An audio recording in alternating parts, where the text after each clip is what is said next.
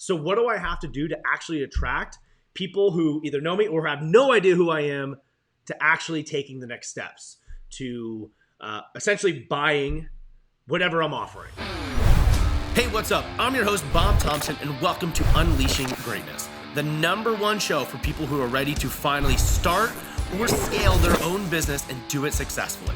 Over the last 9 years, I've scaled my little basement business to 15 plus locations and several other businesses. But it hasn't been without trial and error and lots of adversity.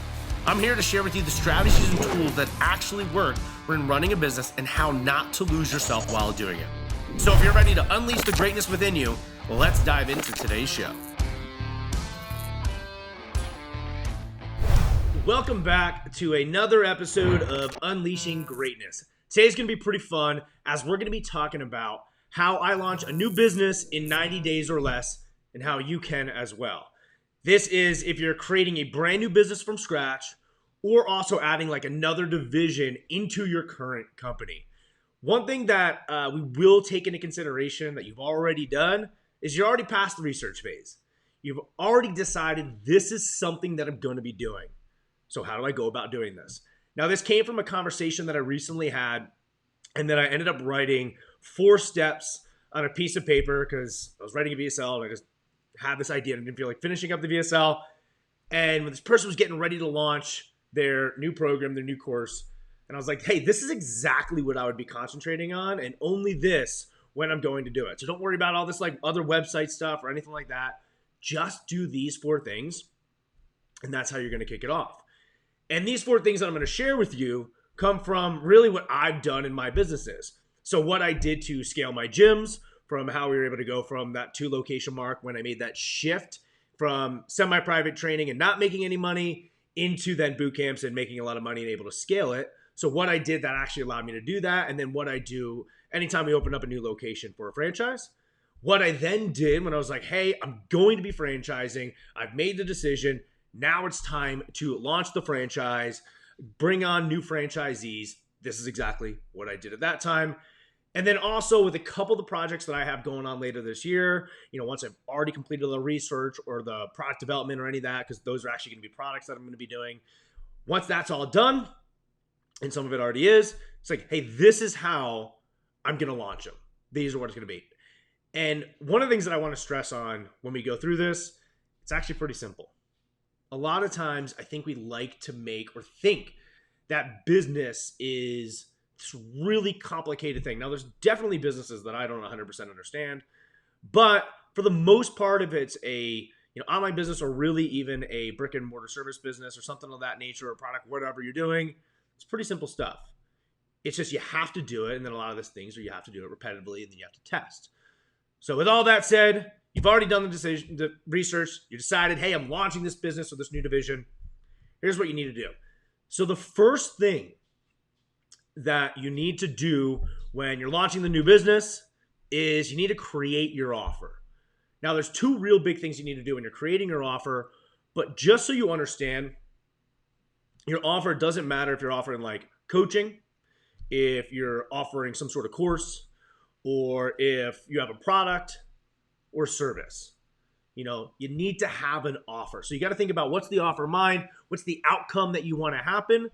So what do I have to do to actually attract people who either know me or have no idea who I am to actually taking the next steps to essentially buying whatever I'm offering. And we need to have a really good offer for that. So the #1 thing you need to do is you need to create an irresistible offer. And that contains 2 things. The offer you're actually going to put into the marketplace, but then also that offer that's going to convince them to buy or take the next step. So the actual offer and then the offer stack. When you're creating an offer, a super simple formula that I pretty much use and always use is what's the specific result in a specific time frame, and then offering a guarantee or like risk reversal. By the way, apparently, when young kids go to daycare for the first time, you're just constantly getting sick. So building up a tough immune system as a she. Anyway, so when you have that specific result in a specific time frame and removing the risk, that's what's really going to get somebody's attention. When you put that out there, they're like, oh, so this result, and you want the result to be what the prospect wants, what the audience wants. Now, this is, again, part of your research. You've looked into, really whatever the niche you're going into. And, you know exactly kind of what that first outcome they need is. And that's what you're going to give them. And you want to make sure you like to tie in especially coming from the fitness background, most gym owners historically, and still do now, are just like, hey, come sign up, change your life, do it for a year membership or forever. And the prospect on the other end is like, I don't know if this is going to work because it hasn't worked in the past for me. I've tried multiple things. I don't like it, or I haven't liked the other stuff. So they have a lot of stuff that's preventing them. And then you're going to say, hey, come and do this because you have to do this. We're like, no, you got to get to where they are right then and there. So give them that a specific outcome, that first outcome, that like they need to achieve in order to continue moving down. And let's say you have this long-term goal for them. If you're creating a program that's going to create financial independence for them, financial independence for most people isn't going to happen in 6 weeks, but there's something they need to do first in 6 weeks, or a couple things they need to do first in 6 weeks in order to get there. You get them into that, and then you can send them into the rest of your program. So creating an offer, a specific result, specific time frame with some sort of guarantee, that risk reversal is the first part of creating your offer. The second part of it is your offer stack. And I think I got this from Russell Brunson, and how he put it is, you want them, when you give them your offer stack, to really see that whatever you're selling is worth 10 times as much as what they're paying. So when you want to break it down, everything that's in your program, in your course, in the product, all that stuff that you're giving them, even if you're throwing in extra bonuses or stuff like that, break that down so they truly understand exactly what they're getting. And if they were to get it elsewhere or piecemeal it together one by one, what it's really going to cost them and how you're really giving them a steal. So if you're offering a coaching program that's going to cost them $5,000 for 4 weeks, whatever you're going to give them in that time period, they're going to be like, wow, that's really $50,000 in value that I'm getting. And then, of course, the promise you're going to give them is they're going to get 100% their return plus some sort of greater magnitude back. So when you're putting your offer together, you really want to think about the prospect, what's going to entice them, especially in a noisy field. What is what they want? What is something they really want? And then how can you deliver that to them better than anybody else? And tell them exactly. Give them a specific result, specific outcome with a guarantee, and then that offer stack of all this stuff they're really getting, and how really your program, they feel like they're stealing from you in whatever it is. So once you have your offer down, you can take it to the next step. Hey, figured it out. This is exactly what I'm going to be putting out there.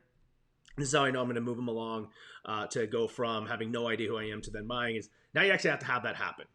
You have to take that prospect who maybe knows nothing about you to then becoming a customer of yours.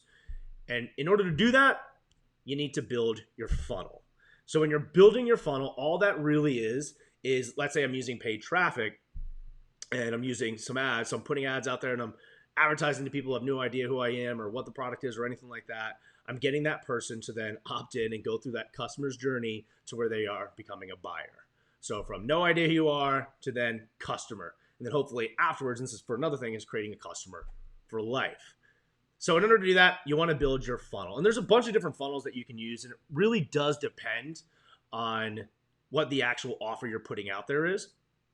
In the example that I was talking about recently, they were putting together a course. So there's a couple different options that work really well for courses. You have one where you could just call it an appointment engine funnel, which also is used for coaching. And I got this from Talking More. But you put that funnel out there. Let's say you have your lead magnet on the front end. So you give them this really awesome value, and you should really always be putting value out there. Where if they got this lead magnet from you, they're actually going to get a pretty good outcome just from that. And they're like, wow, like if this is what's free, what else can I get?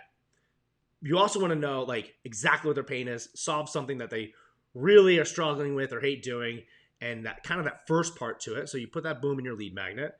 And then once they do that, once they opt in and it's going into their inbox, you then can move them along and be like, hey, this product was great, but what if we took it to the next step?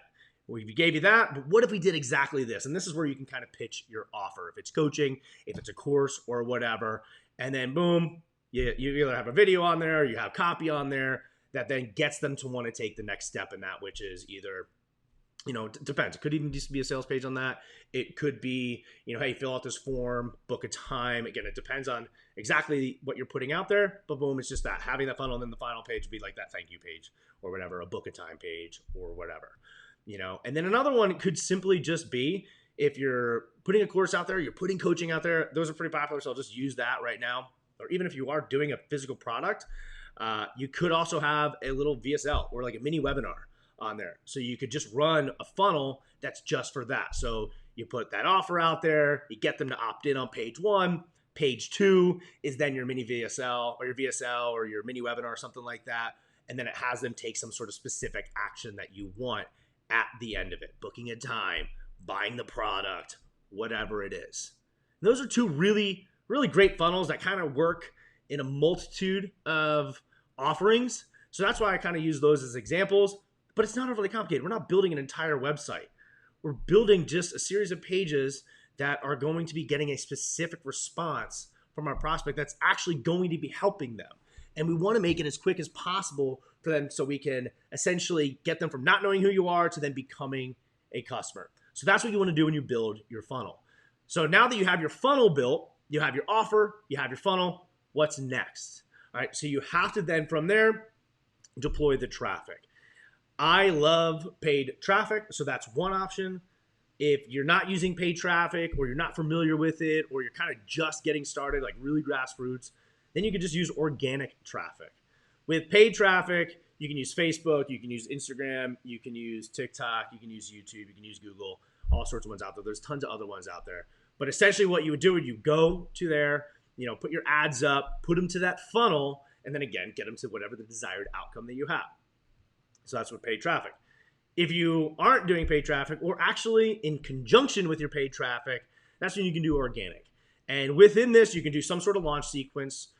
Generally when I'm launching something, I like using Frank Kern's like 4-day cash machine. Works really well. You could, get that from him or wherever that's at. But you just put that in there. And then prior to that, I like doing a lot of teaser stuff.